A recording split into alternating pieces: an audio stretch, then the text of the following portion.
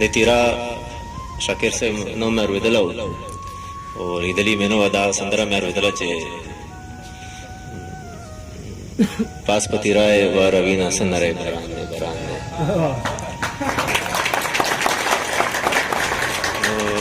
تاسو یقین وکړئ چې درشه مې داسې ارمان پیدا شو چې مو چې دا تیرا علاقه مې ولیدله او دا سندره هم ډېره مشهور اورېدلې وه. نن یې تاسې د مینې برکات و چې موږ به روسو کولی موږ راغلي په دا لیارې چې تللي آسا شاعرانو ته نیچر ډېر خوند ورکوي فطرت ډېر خوند ورکوي او تاسې علاقه خو په فطرت باندې ډېره شتمنه ده ډېره بختوره ده نو د یو کیفیت سره باندې نه روان شوم او د یو کیفیت سره دا مې ورسېدلي نو څرنګه چې دا ځکه تاسې غرینه کښلې دي تاسې فطرت کښله ده نیچر کښله ده تاسې چې کوم مزاج ده پښتونولي د هغه ډېره کښلې وه هغه مې شته احترام د عزت په صورت کښې میلاو شوله نو هغه کیفیت مو په ذهن په روح باندې طاري ده. بله مې یوه سندره ډېره مشهور اورېدلې وه چې او د بنګو بوټیا خو مار دی کړو نو دا مې لیدلې نه وي دا مې دا ولیدل چې کله کله د هوا شري شله شیطان ماشوم مې مازدیګر ورسېدلې زه داسې لږ کې سره مخمور وم شاکر صاحب ته مې ویل چې مو صورت حال بدل له کیفیت مې کې بدل غوندې دی نو دغه ټولې فضا دغه ټول ماحول مې شته ډېر زیات خوند راکړ او ډېره مینه مې جذب کړه او ډېر ښه یادونه مې جمع کړل دا د میر د زندګي یوه اهمه اساسه وي. دې نه علاوه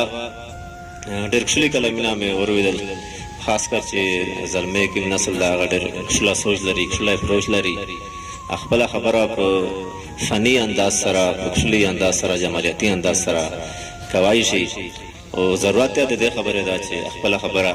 په جمالیاتي انداز سره وشي نو په هغې شي بیا اثر زیات یاوي او اثر یې مستقل یاوي. دوه شعرونه وایي زه یوه لویه کارنامه کوم نامه جوړوم. حیا صاحب زه یوه لویه کارنامه کوم نامه جوړوم بربند بدن ته د زخمونو نه جامه جوړوم.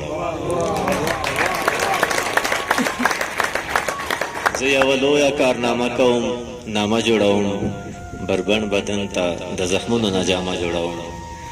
زه ستا اقرار او انکار دواړه سنجیده اخلم زه ستا اقرار او انکار دواړه سنجیده اخلم ته مطمئن اوسه نه شور نه هنګامه جوړوم